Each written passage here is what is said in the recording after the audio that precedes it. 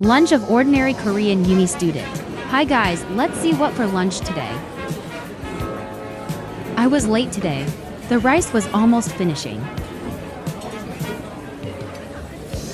Get some sour and spicy kimchi. It is one of the best appetizer. Stir-fry spicy fish cake. I had it yesterday, get a little bit will do.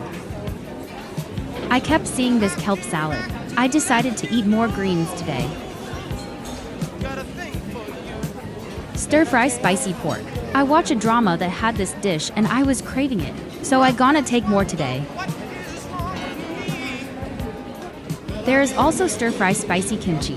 I really love the taste. A simple fried egg. Get a bowl of tofu and ginger soup. Thanks for watching.